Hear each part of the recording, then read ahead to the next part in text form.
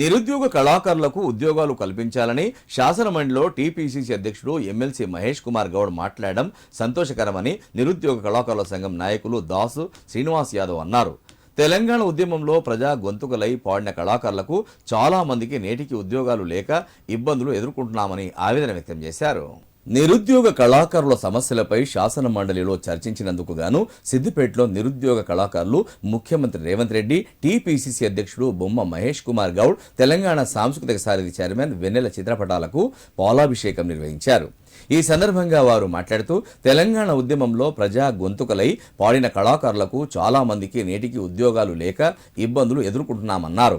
ఈ విషయాన్ని గతంలో మంత్రి పొన్నం ప్రభాకర్, తెలంగాణ సాంస్కృతిక సారథి చైర్మన్ వెన్నెల దృష్టికి తీసుకెళ్లగా ఇప్పుడు శాసనమండలిలో చర్చించారని తెలిపారు.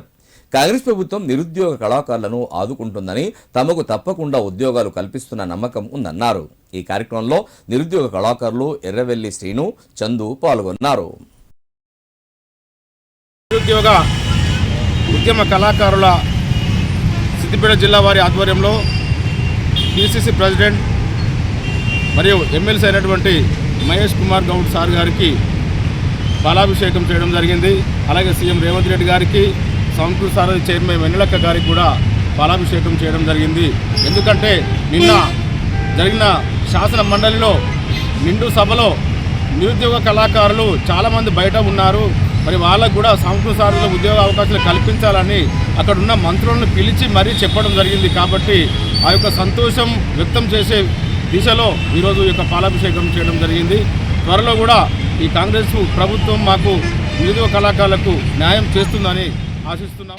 కళాకారులు సిద్దిపేట జిల్లా నిన్న అసెంబ్లీ సమావేశాలలో మన పిసిసి అధ్యక్షుడైనటువంటి మహేష్ గౌడ్ గారు వాళ్ళు కట్టి గోచిగొంగడి వేసుకున్న అసలైన నిరుద్యోగ కళాకారులకు ఉద్యోగాలు రాలేదు,